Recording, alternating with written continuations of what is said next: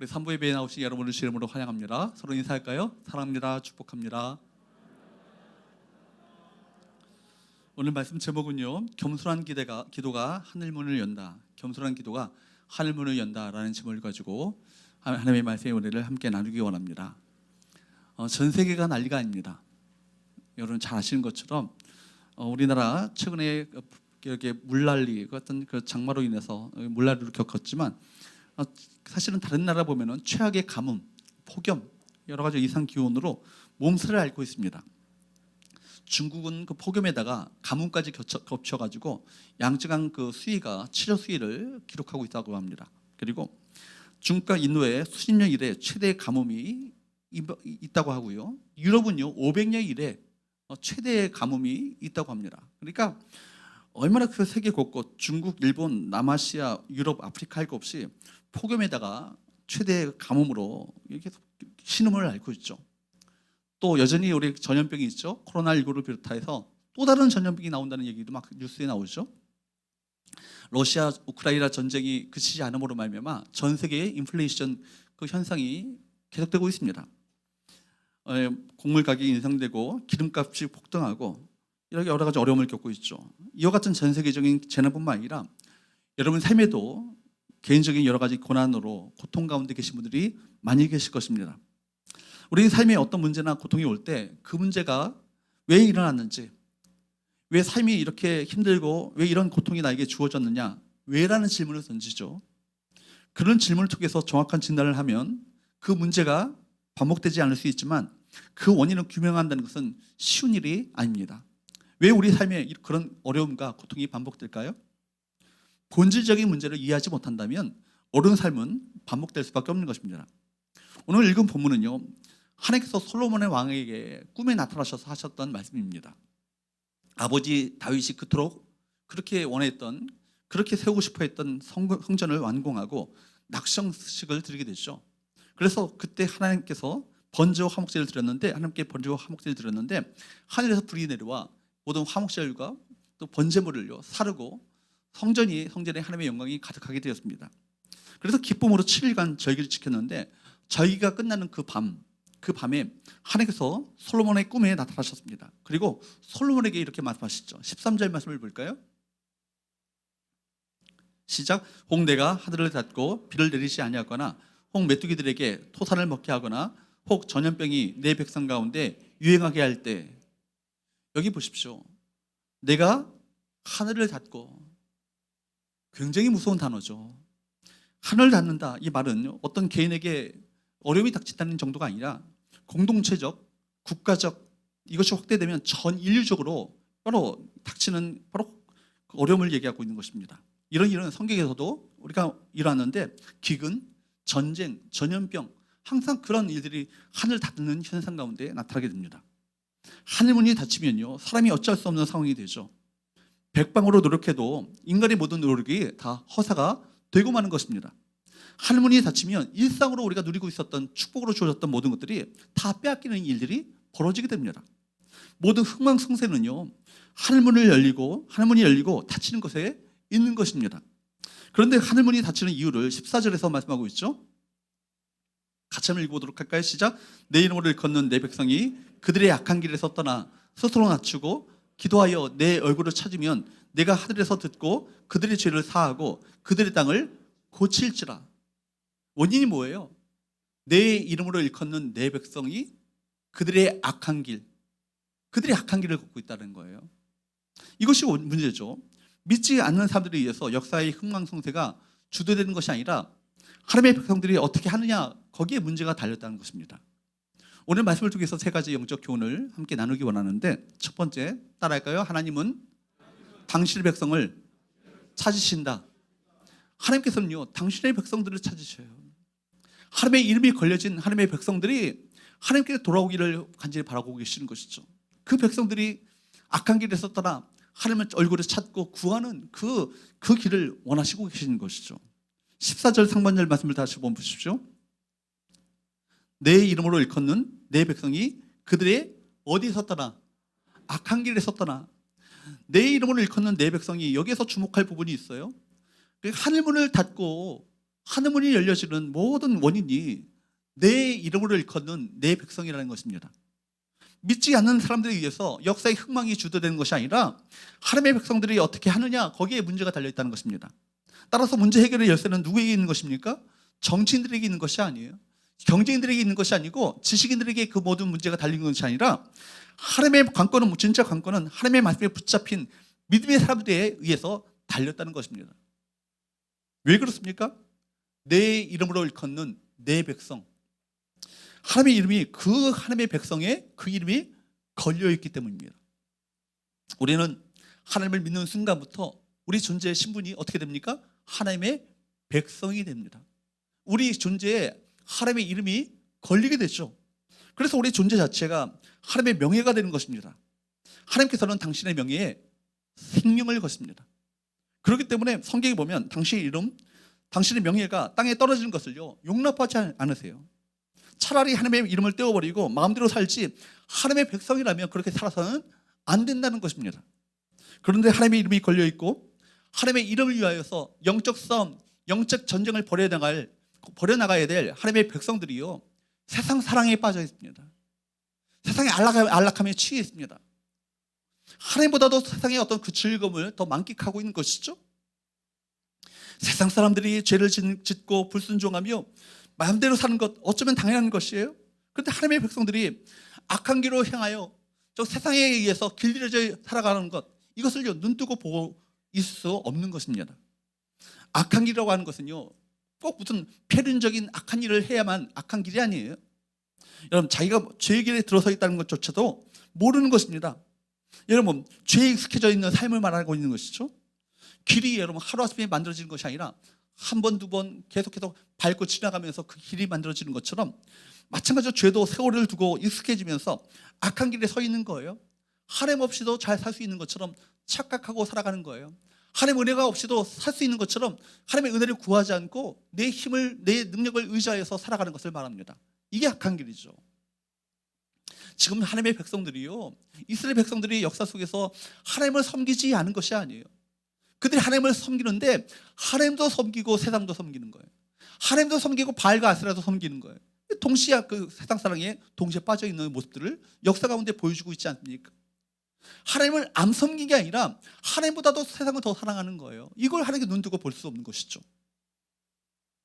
여러분, 문제는 죄에 대한 둔감함이에요. 죄를 심각하게 여기지도 않고 죄에 대한 민감함이 사라져버린 것입니다. 문제는 죄를 죄로 여겨야, 죄가 죄인 것을 알아야 회개를 할 텐데, 여러분, 죄 속에 오래 있다 보면 둔감해지고 우리 영적 민감함이 사라져버립니다. 처음에는 이 죄를 져도 이렇게 해도 되나? 내가 기도 안 하고 삶을 살아도 되나? 그런 마음이 있는데, 나중에는 기도 안 하고 하나님을 섬기지도 않고 말씀 가운데 살아가지 않는 삶이 일상화되어 버리니까 그냥 잘 사는 것처럼 착각하고 살아갑니다. 그런데 하나님께서는 분노하십니다. 세상 사랑에 빠져 있는 당신의 백성을 바라보시면서 하나님은요, 질투하십니다. 이 질투라는 말이 뭐예요? 히브리어로 칸나라는 말인데, 이건요, 하나님의 소중한 것을 절대로 빼앗기지 않겠다는 하나님의 불붙는 열심을 말하는 거예요. 그래서 이 하나님의 질투, 어떤 곳에는 하나님의 열심이라고 번역되어 있습니다. 똑같은 말이죠. 하나님의 열심, 하나님의 질투는요, 하나님의 가장 소중한 것을 절대로 빼앗기지 않겠다는 하나님의 불붙는 열정적인 사랑이 뭐예요? 하나님의 질투예요. 하나님께서는 하나님의 백성들을 향해서 질투하십니다. 세상 사랑에 빠져있는 하나님의 백성들을 향해서 질투하십니다. 그들 열심을 가지고 그들이 돌아오기를 간절히 바라시는 것이 하나님의 마음이세요. 여러분, 그러므로 하나님의 백성이 하나님의 백성답게 살아야 할 텐데, 그렇지 못한 모습을 바라보시면서 하나님께서는 하나님께로 돌아오도록 회개의 기회를 주십니다. 일찍이 하나님의 백성들은 천재지변을 당하거나 전쟁이 일어나거나 또는 환난을 당하거나 개인적인 고난, 공동체적인 고난이 몰려올 때, 이때가 하나님께로 돌아가야 될 사인으로 알았어요. 하나님께로 하나님을 찾아야 될 때임을 알고 성전에 나아가 엎드려 울며 회개하고 기도했습니다. 그때마다 하나님께서 회복시켜 주셨죠. 하나님은 오늘도 이 시대를 흔들어 깨울 수 있는 믿음의 사람들을 찾고 계십니다. 하나님은 언제나 불의하고 폐역한 시대 속에서 하나님 앞에 선 의로운 사람을 찾고 계십니다. 여러분, 창세기 6장의 말씀을 보면, 여러분 창세기 우리 말씀을 보고 계시잖아요. 세상에 죄악이 가득한 그 세상 가운데 누굴 찾으십니까? 의로운 사람 노아를 찾으셔서 구원의 길을 열어가시는 거예요. 소돔과 고모라가 폐역한 땅이 되어서, 너무 죄악이 가득한 그 땅이 되어서 그 땅을 멸하려고 가실 때 하나님께서는 누굴 찾으시죠?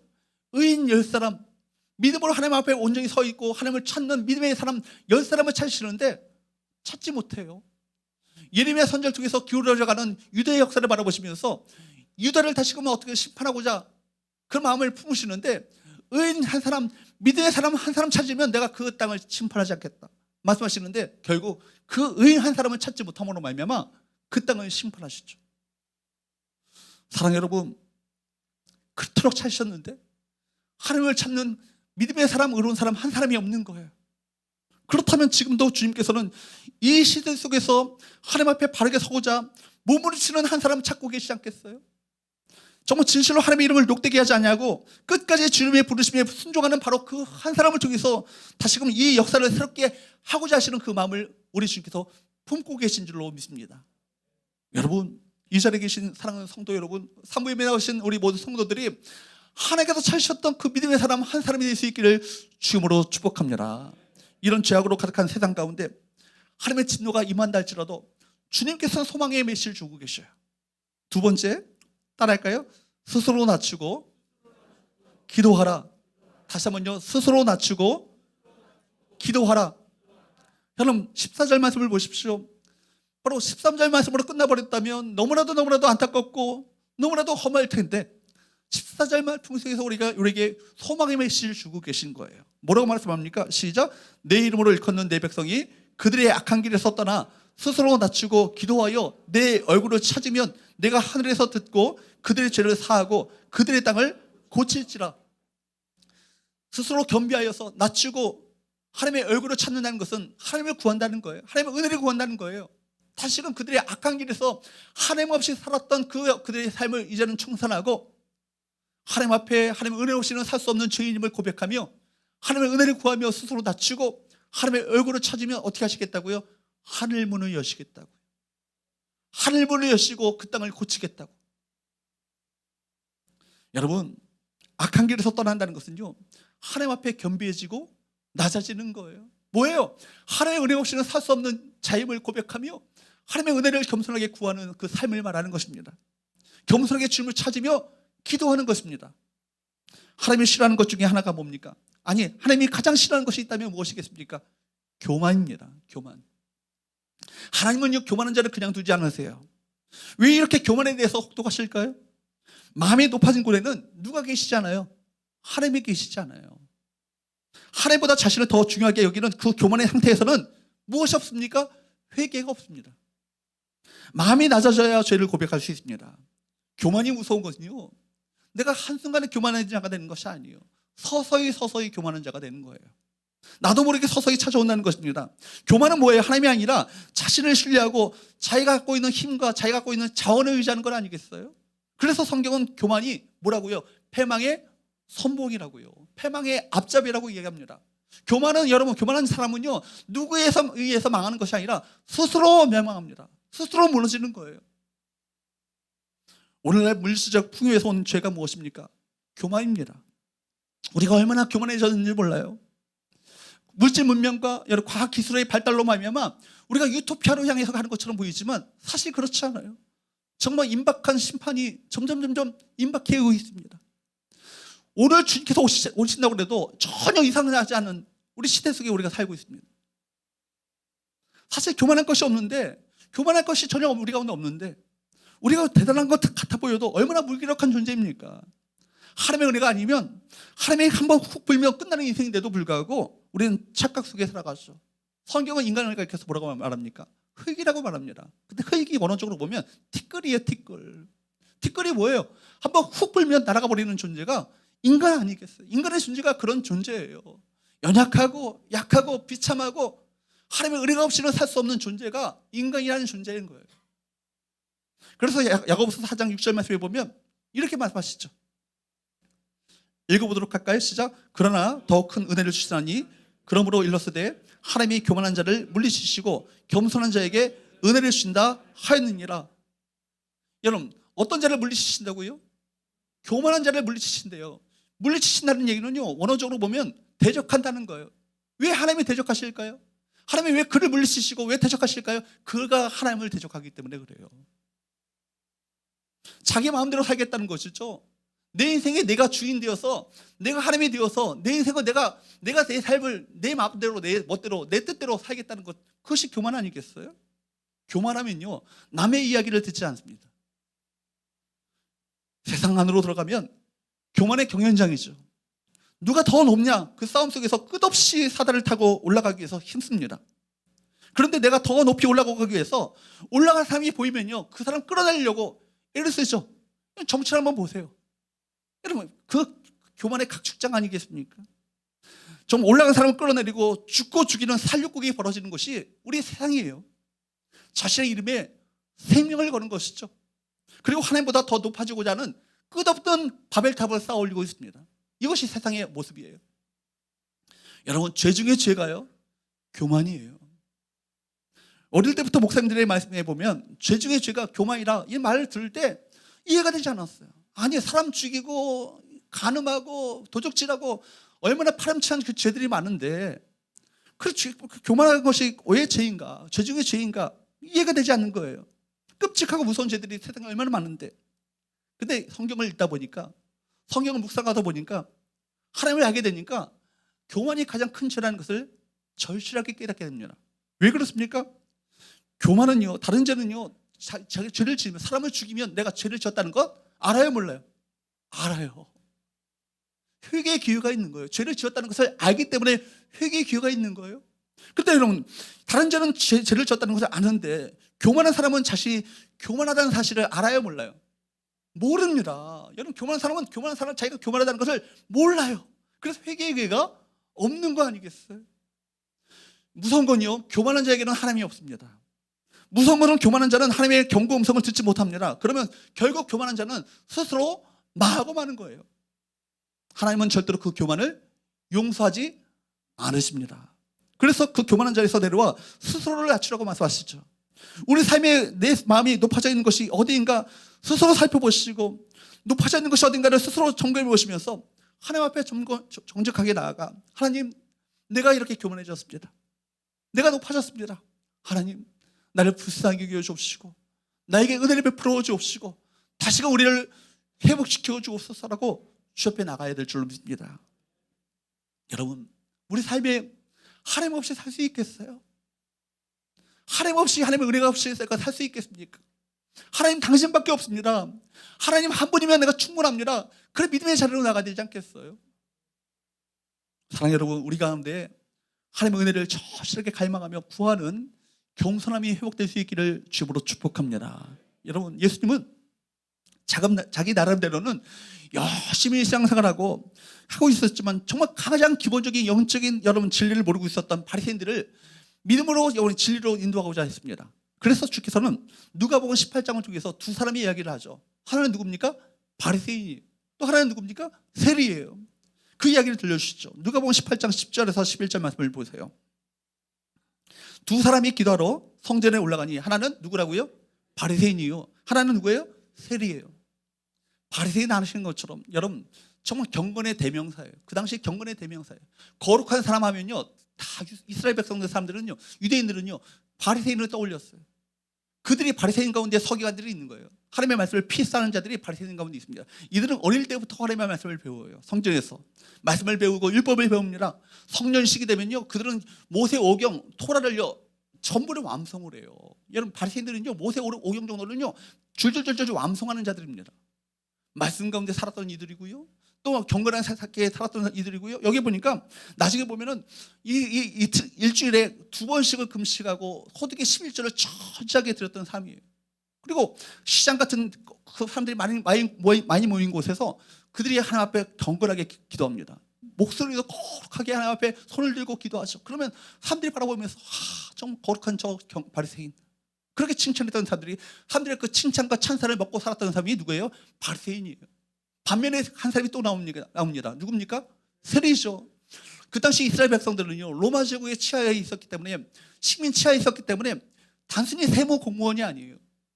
로마 제국에게 바쳐야 될 여러분 그 세금을 더 많이 걷어다가 일부만 바치고 나머지는 다 자기 인마의 포켓, 착복했던 이들이 누굽니까? 세리예요. 그러니까 유대인들은요, 세리를 죄인 중에 죄인이라고 여겼고 사람 취급도 하지 않았어.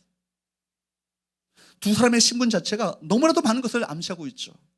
여기 먼저 이 바리새인은 여기 보니까 11절 말씀을 보니까 서서 따로 기도하여라고 되어 있는데 NASB라는 성경이나 NIV 성경을 보면 자신을 향해서 기도했다라고 되어 있습니다. 무슨 얘기입니까? 바리새인의 기도는요, 처음부터 그 방향이 잘못되었어요. 기도는 우리 자신에게 하는 것도 아니고 또 다른 사람이 들으라고 하는 것도 아니고 누구에게 하는 것입니까? 하나님께 하는 거예요. 다른 사람을 의식하며 하는 것이 아니라 하나님께 하는 것이 기도예요. 그런데 바리새인은 서서 하나님 앞에서 자신을 과시하고 있습니다. 하나님 앞에 상달되지 못하는 자기 과시형 독백일 뿐인 것이죠. 바리새인은 자신의 위대함을 다른 사람과 비교로서 강조합니다. 하나님, 저는 저 다른 사람들, 남의 것을 빼앗는 사람들이나 가늠하는 이들이나 여러분 지금 불의하는 이들과 같지 아니하고 저 세리, 저 나쁜 놈 세리와도 같지 아니함을 감사하나이다. 이렇게 기도했어요. 아마 이 기도를요, 큰 소리를 했을 거예요. 참으로 오만방자한 자기 과시입니다. 억선 목사님은요, 교만을 이렇게 정리 내렸어요. 교만은 자기 밑에 있는 사람들을 쳐다보느라 내려다보는데 바빠서 정작 자기 위에 계신 분을 의식하지 못하는 것이다. 인식하지 못하는 것이다. 자기 밑에 있는 사람들, 여러분 모든 사람을 다 자기 밑에 사람들을 바라보는 거예요. 나만 옳고 나만 의롭고 나만 믿음 생활 잘하고 있고 모든 사람들은 다 자기 밑에 있는 사람들이에요. 그 사람들 바라보느라 바빠서 정말 나를 바라보고 계시는 하나님을 인식하지 못하는 것이 뭐라고요? 교만이라고요. 사랑하는 여러분, 우리 모두는요, 선해 보여도 말씀을 전하는 김인태 목사조차도 이렇게 그럴싸하게 말씀을 전하는 것처럼 보여도 우리 모두가 다 위에 계신 하나님 아버지 앞에서는 하나님의 긍휼하심이 필요한, 정말 비천하게 짝이 없는, 불쌍하게 짝이 없는 철저한 죄인이라는 사실을 깨달아야 될 줄 믿습니다. 누가 누구를 욕할 수 있는 존재가 아닌 거예요. 우리가 다 뭐라고 그래요? 뭐 묻은 개가 뭐 묻은 개를 욕한다고요? 똥 묻은 개가 겨 묻은 개, 재 묻은 개를 욕한다고 하지 않습니까? 그런데 사실은 우리 모두가 다 똥 묻은 개예요. 그렇죠? 하나님 앞에 그렇게 비천한 죄예요. 세상에서 가장 죄인이 누굴까요? 저기 그 청송교도소에 있는 분 떠올리지 마시고. 누구예요? 나예요. 저예요. 여러분입니다. 세상에서 가장 악한 죄인이 있다면, 하나님의 긍휼하심이 필요한 죄인이 있다면 저거 여러분입니다. 우리 모두가 그렇게 우리 자신을 그렇게 여겨야 할 것입니다. 그렇기 때문에 누가 누구를 욕하고 비난할 수 없습니다. 우리 모두가 그런 비참한 존재임을 깨닫고 서로를 불쌍히 여겨야 되는 거예요. 우리가 그렇게 하나님의 긍휼하심이 필요한 존재이고 서로를 불쌍히 여기며 그렇게 서로를 위해서 하나님의 어떤 허물이 보인다면 그 사람을 위해서 기도해야 되지 않겠습니까? 12절 한번 보세요.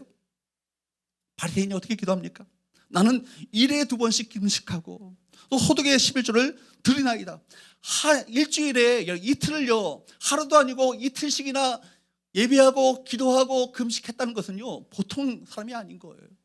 뿐만 아니라 소득의 전 재산의 10분의 1을 헌금했다는 것은 한번 보십시오. 대단한 헌신이고 종교적으로 볼 때 흠잡을 데 없는 사람입니다. 자신도 얼마나 자기가 자랑스러운지 하나님 앞에서 그것을 과시하고 있는 거예요. 그러나 바리새인은 거룩의 형식은 완벽하게 갖추었지만 거룩의 본질, 거룩의 생명, 거룩의 심장은요, 놓치고 말았어요. 그 진정으로 율법을 알고 하나님을 알았다면 역대하 7장 14절 말씀을 알았을 거예요. 잘 알았겠죠. 이 말씀은 유대인들이 익히 여러분 암송하고 외우는 말씀이었기 때문에 자신의 백성이 악한 길에서 떠나 스스로 낮추고 하나님의 얼굴을 찾는 것, 기도하는 것, 이 사실이 얼마나 하나님께서 정말 원하시다는 사실을 너무나도 잘 알았을 거예요. 지식은 잘 알죠. 그러나 그 삶 가운데 정말 절실한 하나님의 은혜를 구하는 그 삶이 존재하지 않았다는 거예요. 스스로 낮춘다는 것은요, 말 그대로 겸손히 자기를 낮추는 것입니다. 교만한 자는요, 결코 제대로 기도하지 못합니다. 기도는 하나님을 향해서 목말라 하는 거예요. 그런데 영원히 자기 자신으로 가득한 사람이 하나님을 뭘 구하겠어요? 어떻게 제대로 기도할 수 있겠습니까? 아실 것이 없는 사람이 어떻게 절박한 심령을 가지고 하나님의 은혜를 구하겠습니까? 하나님의 은혜 오시는 은혜가 살 수 없습니다 하라고 비명을 어떻게 지르겠어요? 왜 어떻게 부르짖겠습니까? 기도한다 할지라도 입에 발린 기도, 습관적인 기도, 형식에 발린 기도, 그냥 그러고 끝나겠죠.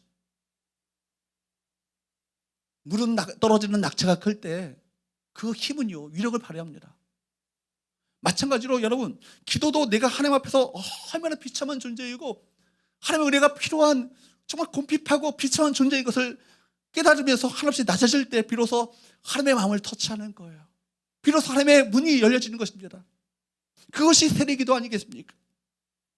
당시 로마 제국의 앞잡이였던 세례를 사람 취급도 하지 않았던 그 시대 가운데 정말 성전 안으로 그 사람이 들어왔다는 것 자체가 얼마나 많은 사람들이 눈총을 받았겠어요.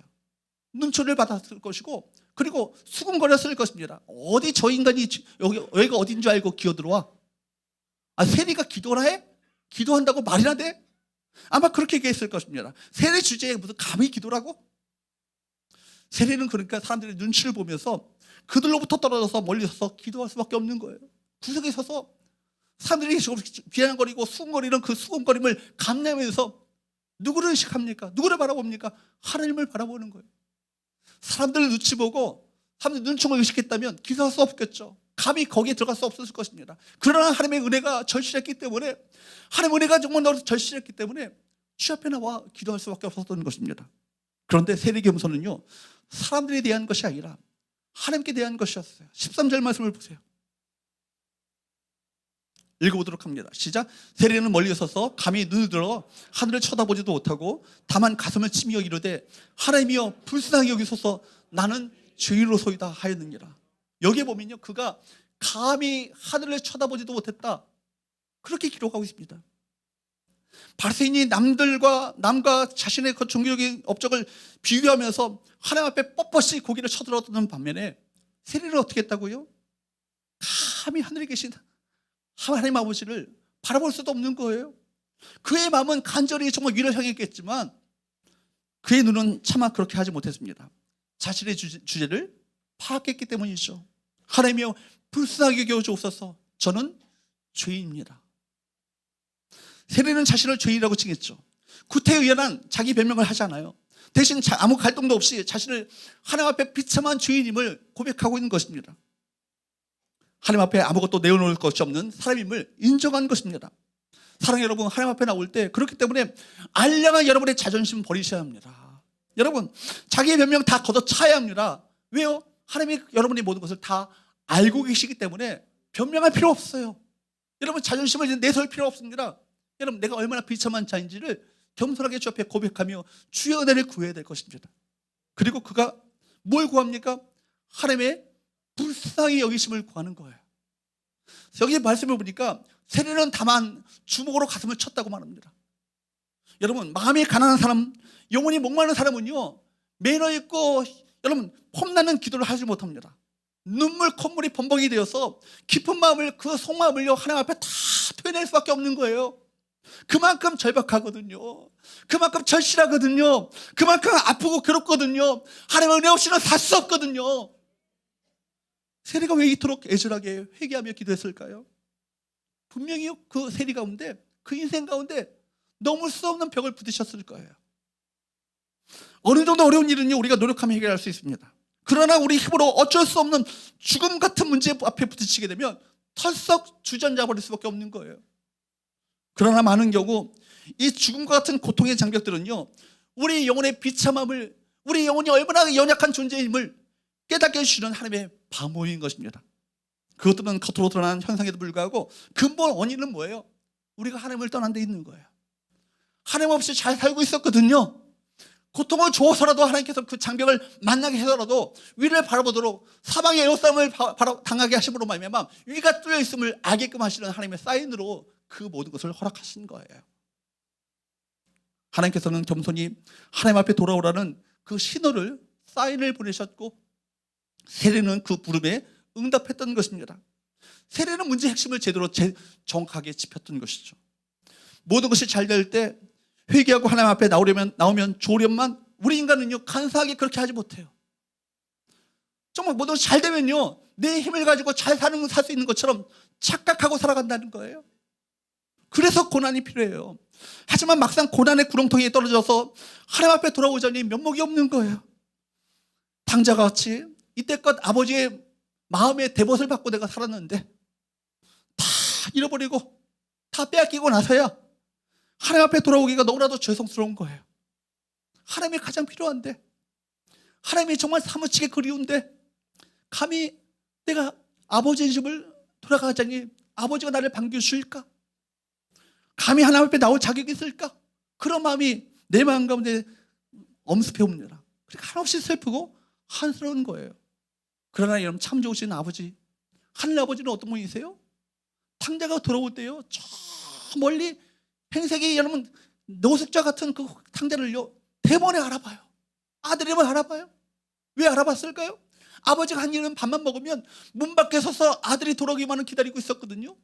그러니까 그 아들을 달려가 목을 안고 입을 맞추며 옷을 벗기고 신을 신기며 가락지를 씌우며, 아들아, 내가 너 오늘 얼마나 기다렸지 아니?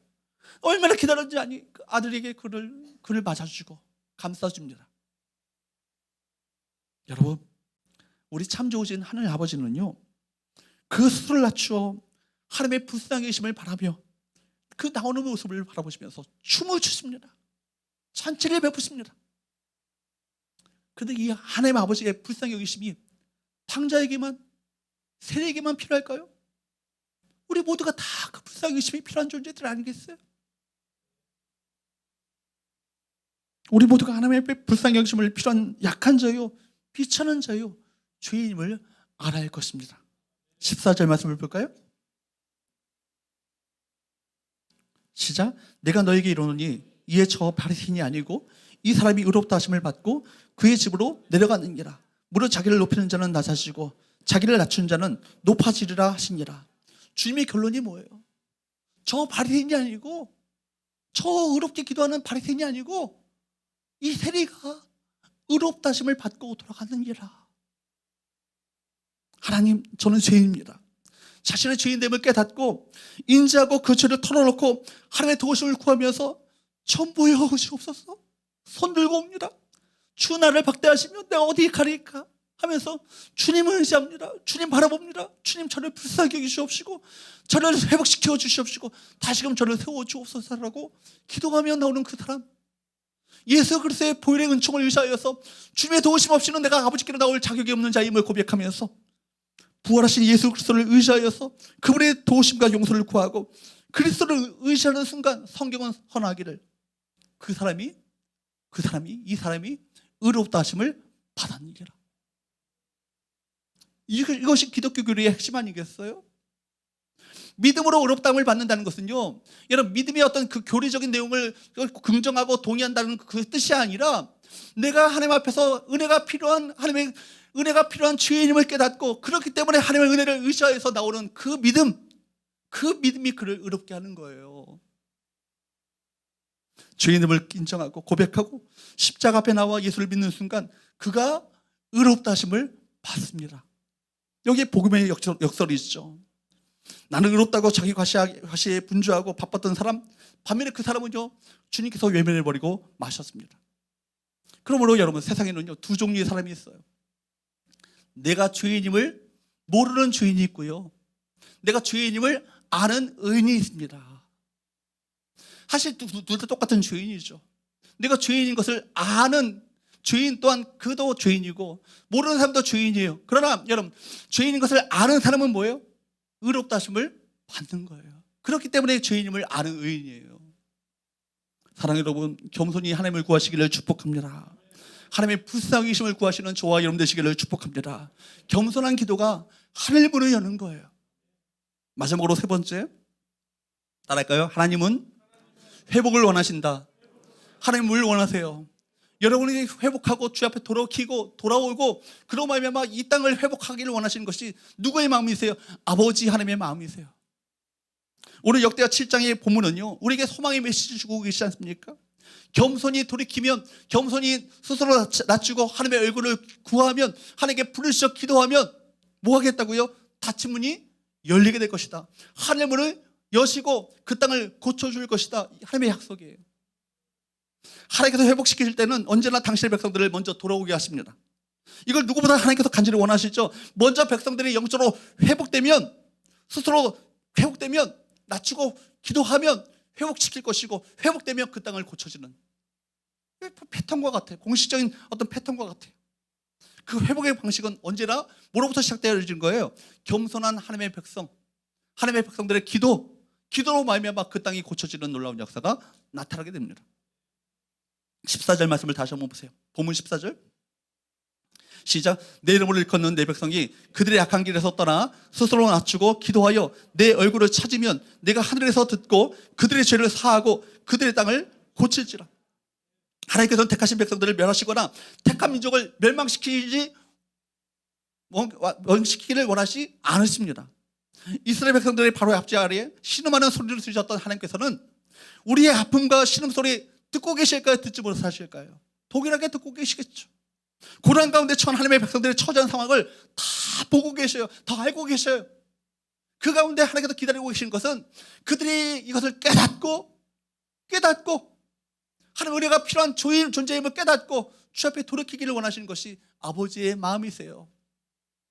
하나님은 비록 내 백성이 어떤 환난과 고통의 순간을 맞이해도 하나님께 나와 기도하면, 나를 찾는다면, 나에게 부르짖는다면 어떻게 하시겠다고요? 14절 하반절 말씀을 보십시오. 내가 하늘에서 듣고 그들의 죄를 사하고 그들의 땅을 고칠지라. 하늘 문을 여시겠다고요. 하늘 문을 여시고 고쳐주시겠다고, 회복시켜 주시겠다고. 내가 그 땅을 고칠 것이다. 내 백성이 성전에 나와 회개하고 기도하면 황폐한 그 땅을 고쳐줄 것이라고 약속하십니다. 내 마음의 땅이 아무리 황폐되어도 하나님께서 고쳐주십니다. 내 가정 황무지와 같이 황폐되어도 주 앞에 기도하면 내 가정 회복시켜 주십니다. 우리 교회 이런 황폐된 영적 상황 가운데 있다 할지라도 우리가 합심하여 기도하면 회복을 넘어 부흥을 주실 줄로 믿습니다. 이 나라 민족 황폐한 이 땅 주께서 고쳐주실 것입니다. 열방의 백성들이 하나님을 찾고 구하게 된다면 이 세계 가운데 임한 하나님의 심판의 전조가 거둬지게 될 것입니다. 근데 불행하게도 그렇게 되지 않고 있어요. 점점 심판을 향해서 다름질해가는 그 모습들을 세상은 우리가 보고 있습니다. 내가 하늘에서 듣고 그들의 죄를 사하고 그들의 땅을 고칠지라. 그러므로 우리는 이 땅을 고칠 수 있도록 우리의 땅을 주 앞에 내어드려야 될 거예요. 내 마음을 보여드리고 내 가정도 열어드려야 합니다. 교회도 그분의 손에 맡겨드려야 합니다. 인간적인 냄새를 제거해야 합니다. 나라도 백성도 하나님의 통치를 받아들여야 합니다. 그러기 위해서 먼저 우리 모든 하나님의 내 이름으로 일컫는 하나님의 백성, 다른 사람 아니고요, 하나님의 백성들이 하나님의 얼굴을 구하며 겸손하게 하나님을 찾고 구하게 될 때 이 땅 가운데 임하시는 하나님의 놀라우신 은혜를 우리 가운데 베풀어 주시겠어요. 누구의 탓할 건 아니라 뭐예요? 예전에 보면 천주교 카톨릭에서 그 구호가 있었어요. 내 탓이요. 저는 너무나도 그 구호를 바라보면서 그렇다. 다른 사람의 탓이 아니라 내 탓이다. 나 때문입니다. 내 죄악 때문입니다. 시인하고 회개할 것입니다. 그리고 하나님의 얼굴을 구하고 기도하는 거예요. 교회가 너무나도 변했어요. 예전에 마룻바닥에 무릎 꿇고 앉아서 눈물로 콧물로 쏟으면서 하나님의 은혜 없이는 살 수 없습니다. 하나님의 도우심이 없으면 살 수 없습니다 라고 날마다 천부의 의지 없어서 하면서 찬양 부르면서 저 앞에 나왔던 그 기도의 모습은 옛날에 어떤 호랑이 담배 피던 시절의 어떤 역사처럼 우리가 기억 속에, 추억 속에 남겨져 버리고 말았습니다.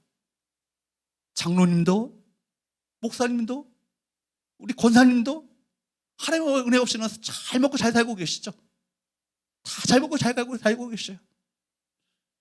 새벽을 깨우셔야 합니다. 금요일날 나오셔야 합니다. 잠자고 계시는 권사님들, 장로님들 다 회개하고 돌이키시고 주님을 찾아야 될 줄 믿습니다. 이것이 살 길이에요. 우리 교회가 회복된 말로 회복을 구호로 외친다고 회복되는 것이 아니라 우리가 합심하여 정신을 차리고 영적으로 깨어 기도하게 될 때 진정한 회복의 역사가 있지 않겠어요? 여러분, 중직이 되는 건 뭐예요? 명예를 따기 위해서 중직자가 되는 것입니까? 그만큼 책임 있는 거예요. 기도의 자리를 찾아서 하시고 기도의 자리를 떠나지 마시고 기도하기로 작정하시고 주님을 찾고 구하고 하나님의 은혜를 구할 때 우리 교회 가운데 진정한 회복을 넘어 부흥의 역사가 나타나지 않겠어요? 사랑하는 여러분, 우리가 기도하지 않는다면 누가 우리를 대신해서 기도하겠습니까? 우리가 기도를 우습게 보겠지만 내가 나를 위해서 기도한다고 무슨 일이 벌어지겠는가 하겠지만 천지를 창조하신 전능하신 하나님께서 우리의 기도를 들으셔서 이 나라를 변화시키고 이 민족을 변화시키고 이 땅을 새롭게 하시는 놀라운 은혜를 베풀어 주실 것입니다. 여러분, 유교동란 때 그런 일이 있었다잖아요. 초량교회에 모였던 하나님의 백성들이 기도했을 때, 여러분, 유엔 이사회에 소련 그 이사가 이런 늦게 참석함으로 말미암아 유엔군이 어떤 이 땅 가운데 그 파병케 되어지는 놀라운 결정이 내렸다는 거 아닙니까? 그게 어떤 일이, 여러분, 유엔 러시아 대사가, 소련 대사가 어떻게 지각하는 일이 벌어졌겠어요? 여러분, 합심하여 기도할 때 하늘문을 여시고 개입하시고 간섭하시며 이루시는 놀라운 하나님의 역사가 우리 가운데 나타나지 않겠어요? 사랑하는 여러분, 믿음을 가진 성도들이 여러분 이 땅을 회복시킬 수 있고 믿음을 가진 성도들이 부르시는 기도가 이 민족을 살리게 될 줄 믿습니다. 간절한 기도가 우리 가정을 회복시키고 부르시는 기도가 우리 교회를 회복시키며 부흥케 할 것입니다. 사랑하는 여러분, 기도하기 바랍니다. 여러분, 하나님 은혜 없이 살아갈 수 있는 것처럼 착각하고 살지 마시고 새벽에 나오셔서 기도하시고 금요일날 나오셔서 기도하시고 진실로 기도함으로 말미암아 우리 가운데 인간이 할 수 없었던 하나님의 놀라운 역사를 체험하는 귀한 은혜가 우리 모두에게 있게 되기를 주님으로 축복합니다.